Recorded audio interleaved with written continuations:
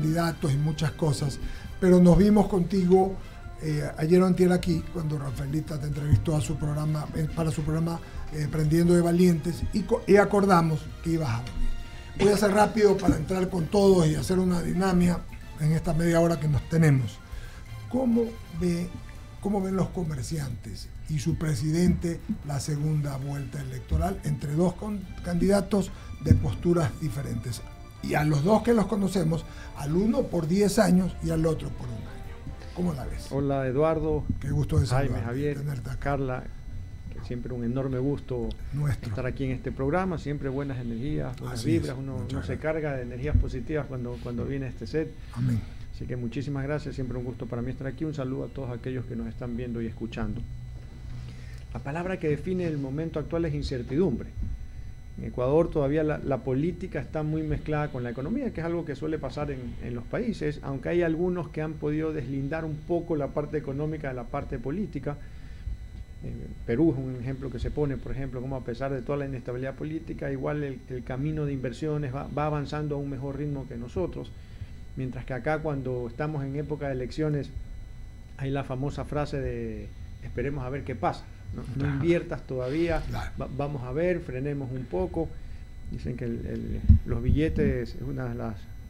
no es más nervioso que un billete. O sea, que los billetes son más sensibles que las mujeres. Eso dicen, que las mujeres son sensibles. Pero yo creo que los billetes son más. ¿Sí o no, Carlita? Sí. Siga, Miguel Ángel. Entonces, si hay preocupación, no se sabe bien qué es lo que va a suceder y eso pues frena siempre las inversiones. A pesar de eso, creo que a mí siempre me gusta rescatar lo positivo dentro de los aspectos negativos que pueden existir en una economía o en una ciudad.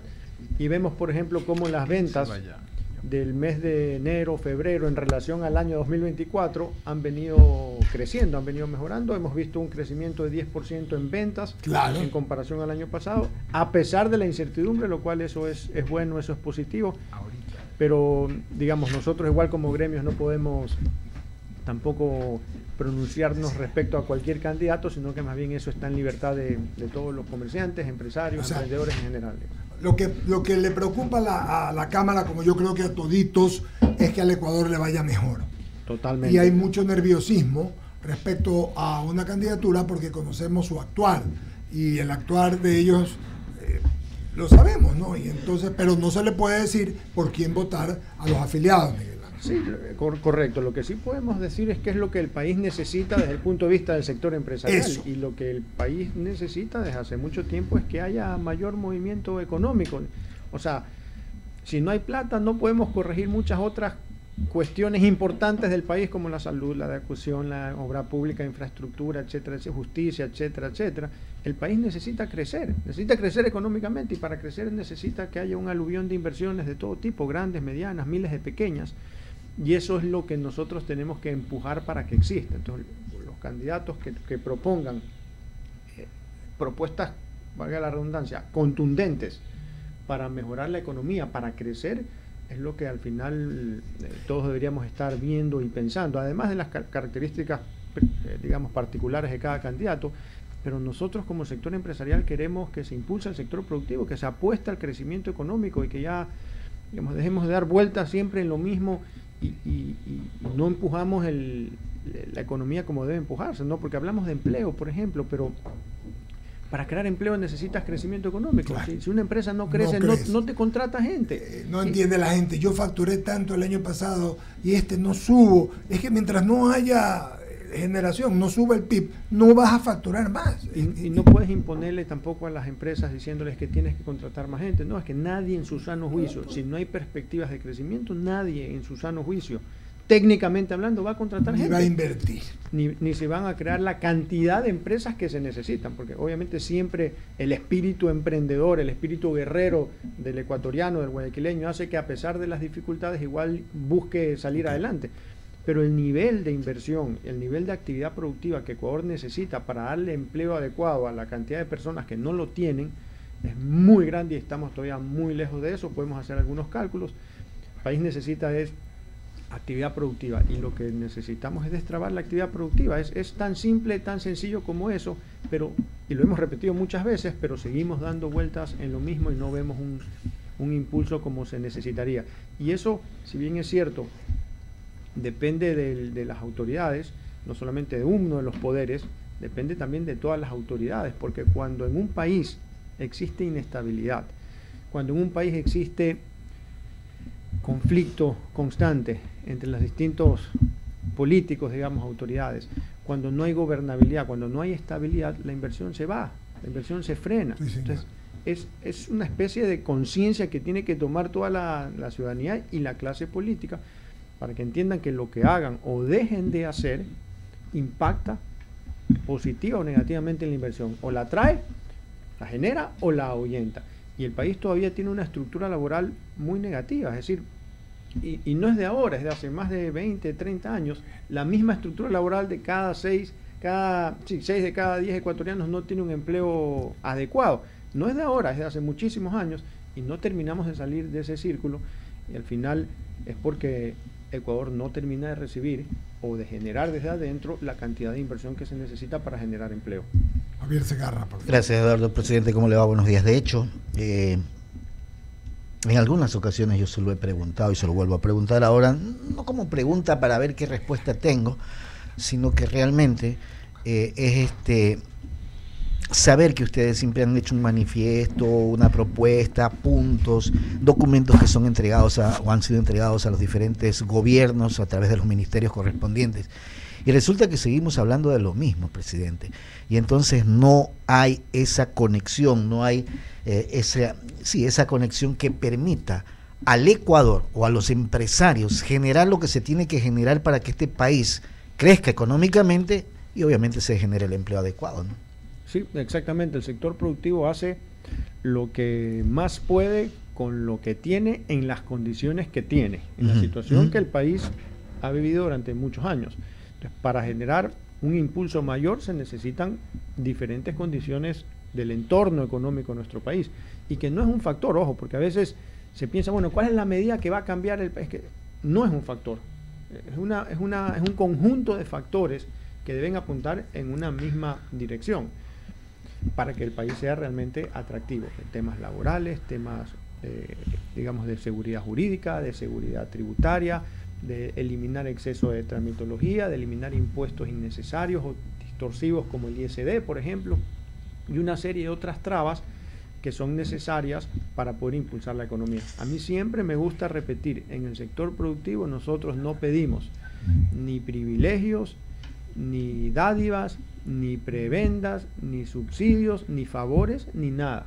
Simplemente que se destrabe la natural dinámica del sector empresarial. No queremos incentivos, sino que se eliminen los desincentivos que históricamente han existido en nuestro país.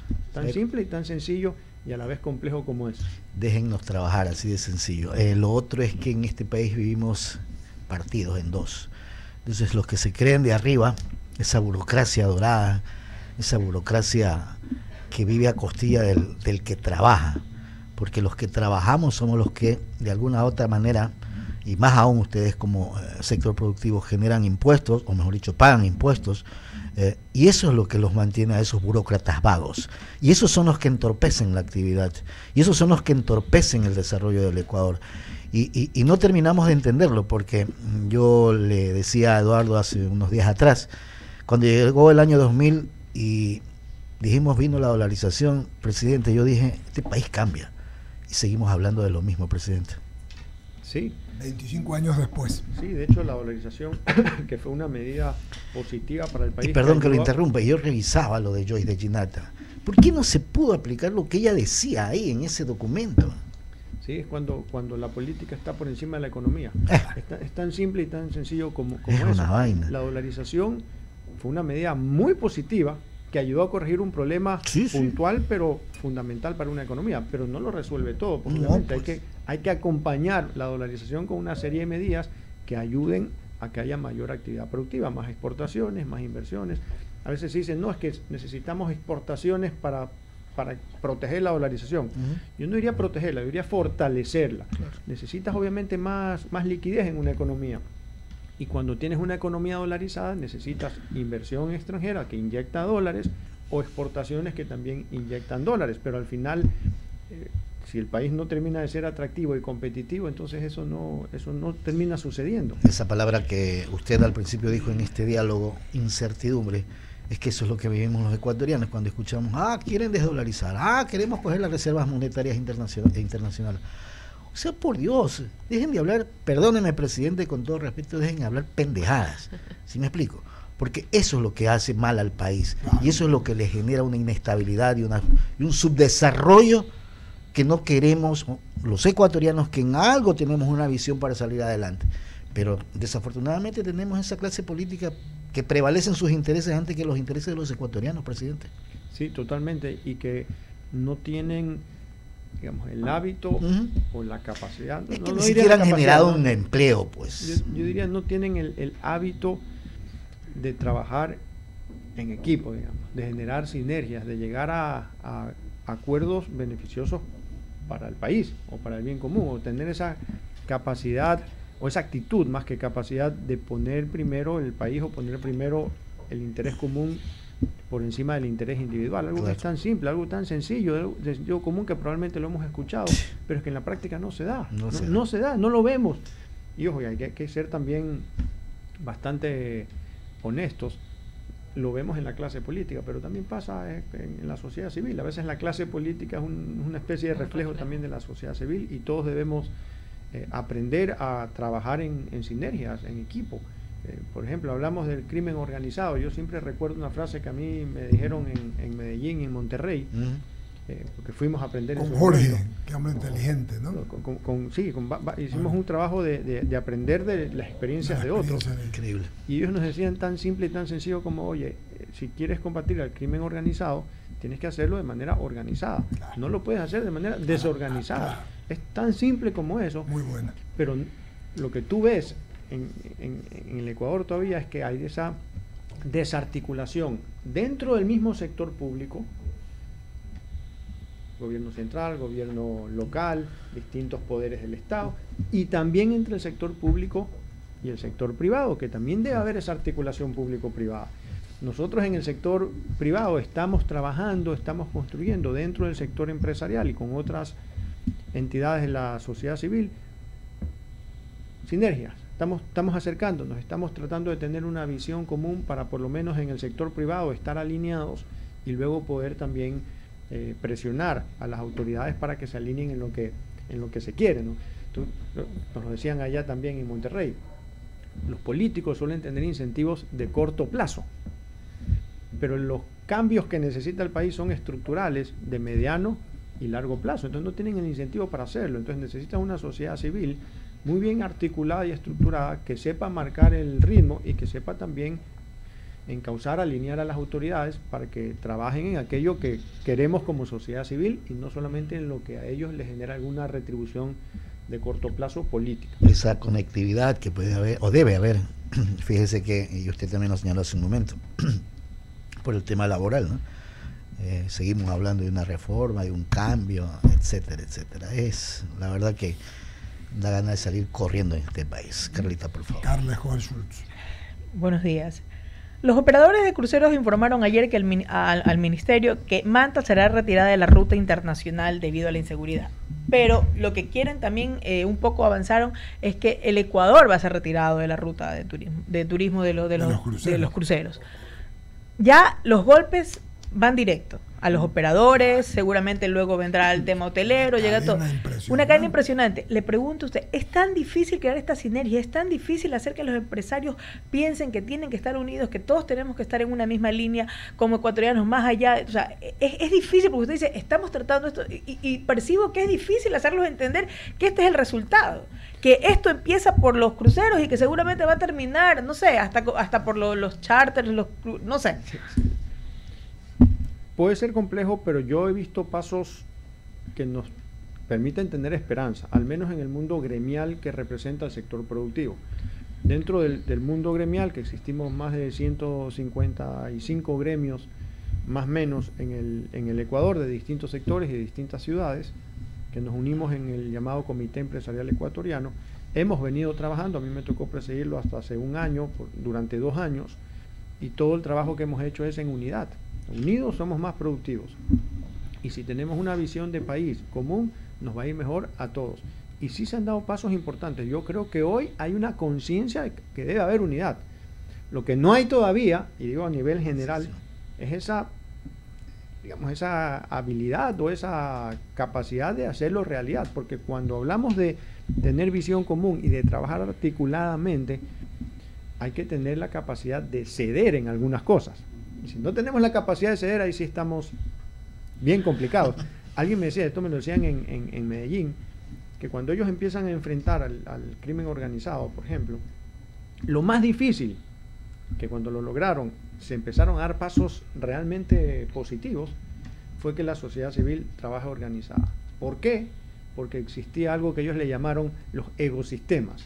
Es decir, que cada cual jala para su lado, uno quiere mandar, el otro quiere figurar, y no hay esa capacidad de ceder por el bien común. Parece fácil, parece simple, pero en la práctica hay una cierta complejidad. Pero yo he visto pasos importantes en el mundo gremial, en las distintas cámaras, muy, pero muy positivos de trabajar alineados en una visión común y en una visión de país. Pero obviamente el país es mucho más amplio que solamente el sector productivo y necesitamos entre los distintos sectores irnos alineando. Hay un poco de temor de parte del empresario de decir las cosas de frente o hacer por, no sé, por consecuencias, porque yo recuerdo cuando ustedes lanzaron la campaña con mis hijos no te metas, creo que fue una de las marchas más grandes que ha tenido esta ciudad.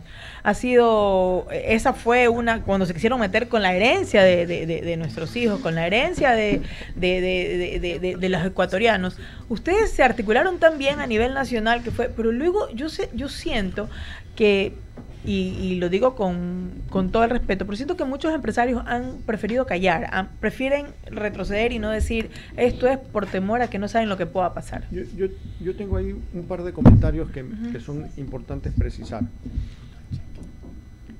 Los empresarios particulares suelen mantener mayor reserva, para eso estamos los gremios, a quienes nos toca representar y levantar la voz, y por razones comprensibles, ¿no? Cada uno tiene que preocuparse por su empresa, para eso nos agrupamos en un gremio donde a quienes nos toca, digamos, poner el pecho a las balas somos a los que representamos o dirigimos diferentes gremios.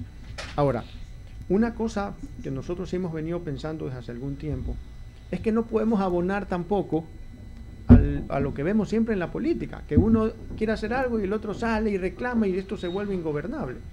Entonces sí hemos buscado ser firmes, decir lo que hay que decir, pero tampoco abonar a lo que nos venimos quejando de los políticos durante mucho tiempo, que es, uno dice, el otro sale, reclama y en medios y en prensa nos venimos a atacar y está mal el uno, el otro, y al final no nos damos cuenta que seguimos, como quien dice, en el mismo círculo. Entonces, digamos, estamos ahí, esto es un arte.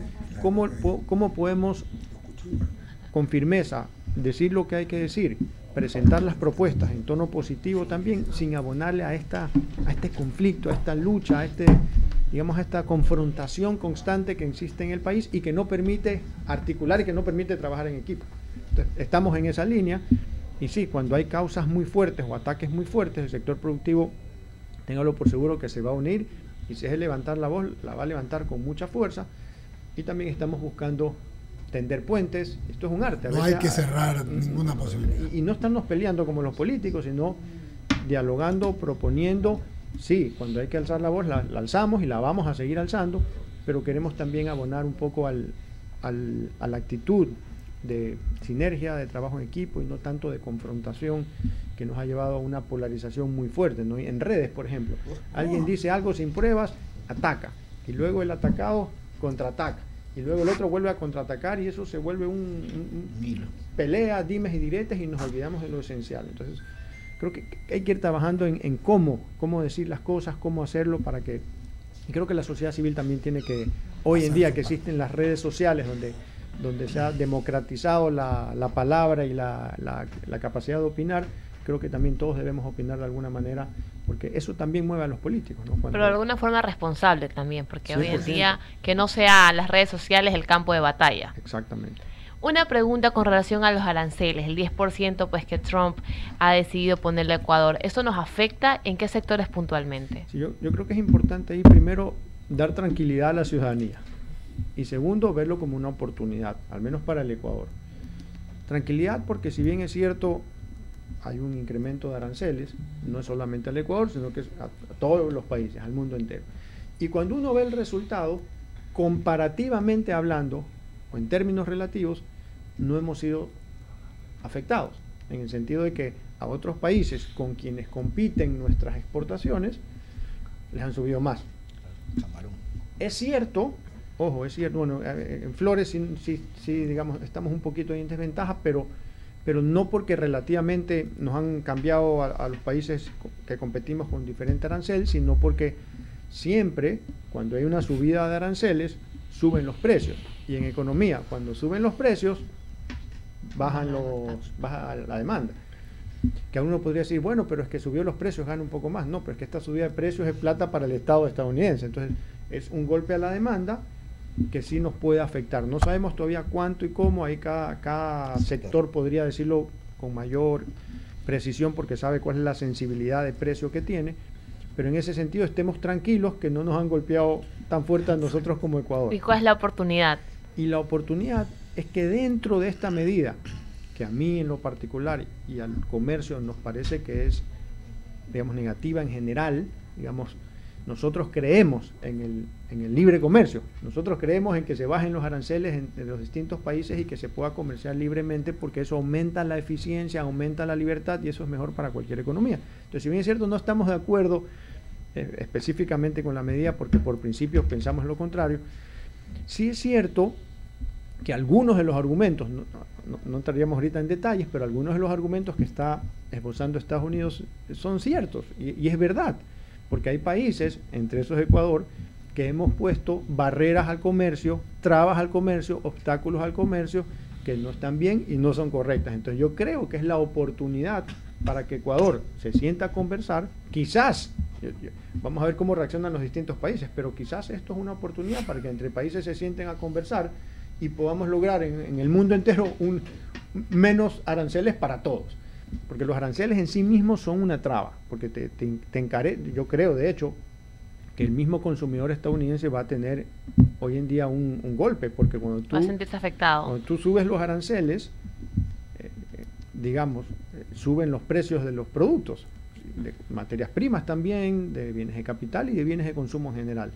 Entonces, Ecuador, cuando uno lee los argumentos que Estados Unidos ha dado, por qué le ha puesto cada arancel a cada país, lo que dice es muy cierto y está muy en sintonía con lo que la Cámara de Comercio de Guayaquil viene diciendo hace algún tiempo, que son las trabas que existen en el Ecuador, que no están bien, porque aquí es importante también hablar de los principios básicos de economía, ¿no? Muchas veces decimos, no, es que queremos que nos bajen los aranceles en otros países, pero nosotros queremos ponerle trabas a los otros países para cuando importamos y el comercio es de doble vía. O sea, ¿y el 10% se pudiera traducir a desempleo en Ecuador? Pudiese ser, es lo que hay que ir viendo, pudiese ser, no sé exactamente cuánto, pero cuando baja la demanda, bajan las ventas de algún sector, digamos, lo que puede pasar es que haya desempleo, a veces sí, a veces no, dependiendo de los montos. Entonces, yo lo que digo es la oportunidad de sentarse a conversar con Estados Unidos y de una vez empezar a eliminar las barreras de comercio que existen aquí, porque aquí existen muchas trabas. Cuando hablamos de la tramitología, aquí hay cualquier cantidad. Así tú quieres importar y tienes varias trabas y ahí las menciona Estados Unidos en su documento. Menciona el ISD, menciona los aranceles mixtos, por ejemplo, que nosotros lo hemos venido cuestionando desde hace mucho tiempo. O sea, un arancel mixto es como la OMC me pone un techo, entonces el Ecuador pone ese arancel, pero quiere cobrar más, entonces no lo pone como un porcentaje, lo pone como una tarifa plana, que no se llama arancel. Pero cuando tú calculas cuánto estás pagando en tributos al comercio exterior, contando esa tarifa fija, pagas mucho más del techo permitido por la OMC. Entonces son trabas al comercio. O cuando te ponen reglamentos técnicos que te dicen que es para controlar la calidad, pero que en el fondo lo que están haciendo es tratar de frenar ciertas importaciones, son barreras que a ningún país le gustan y que nos hacen daño. El principal problema termina siendo también la incoherencia que existe entre las normativas dentro del país. No es lo mismo llegar a la aduana del Ecuador y que te pesen las cosas al granel que cuando llega el barco con la pesca y viene el granel. O sea, te hacen un problema en la ciudad. O sea, esas incoherencias que tiene la ley también, ¿cuándo las vamos a solucionar? Yo creo que es la oportunidad, ya que Estados Unidos es una potencia y que nos interesa, es un socio comercial importante, somos economías complementarias. Yo creo que ante lo negativo siempre hay que buscar qué le podemos sacar de positivo. Yo creo que es la oportunidad de, en el Ecuador, eliminar barreras al comercio, conversar con Estados Unidos y bajar los aranceles. Estados Unidos dice que ellos tienen 3.3% promedio de aranceles y que otros países le ponen a ellos mayores aranceles. ¿Sabe cuál es el promedio arancelario de Ecuador? Casi 10%, 9.8% si no me equivoco. Colombia tenía 3%, Perú 2%, Chile 1%. Entonces, sí, pues tenemos un promedio alto. Yo creo que es momento de eliminar trabas arancelarias y pararancelarias que aquí en Ecuador se han creado durante mucho tiempo, y en el documento lo pueden leer, que Estados Unidos cita, menciona varias de esas, incluyendo el ISD, por ejemplo, que también es otra traba y que también es un costo a la importación, digamos. Claro. Cualquier importación que tú hagas tiene que pagar el 5%. Entonces, también es un impuesto adicional que no está contado como arancel, pero que en la práctica tiene el mismo efecto que un arancel. Miguel Ángel, sí, tenemos 3 minutos. Depende. Digo, depende de quién llegue. Claro. Porque está claramente definido cuál es la política comercial que se va a aplicar entre uno y el otro candidato. Ante eso, la incertidumbre que surge para el industrial, para el que está invirtiendo, para el que tiene un negocio, es o sigo o no sigo. Porque, y aquel que no tiene nada y tiene algo de dinero o capital y quiere invertir, dice, ¿invertiría en el Ecuador con todo lo que está pasando más allá de la incertidumbre política? Es no. Ante esos hechos reales, ¿cómo llegar a tener puentes? Y esa es la pregunta que te hago muy a la vena, porque lo veo complicado. ¿Qué quieres que te diga? O sea, los ecuatorianos tenemos un problema. Somos ecuatorianos que criticamos todo y nos hacemos un solo... Inclusive te diría que en el mismo gremio de los industriales, muchas veces no se ponen de acuerdo porque es que yo tengo que ganar, ven su propio espacio. Y les vale un pepino lo que sucede afuera. Inclusive hay, digamos, una especie de... No, es que no quiero ser tan grosero, pero lo que pasa es que los industriales muchas veces, los empresarios, piensan solamente en la rentabilidad, más no en la responsabilidad social. Y te digo responsabilidad social, que es trabajar con la gente, si con la gente se necesita para poder tener una empresa. Y eso, muchas empresas, no le digo que sean todos, pero sí hay muchos que explotan al personal. Entonces, ante todos estos hechos, ¿qué hacer? Pero yo sé que tenemos poquito tiempo. Trata de darme 2 minutos. Una píldora pequeña. Sí. A ver, primero, el tema de los aranceles y con Estados Unidos, yo creo que es un tema de Estado. Y eso es importante decirlo, es verdad, hay dos tendencias.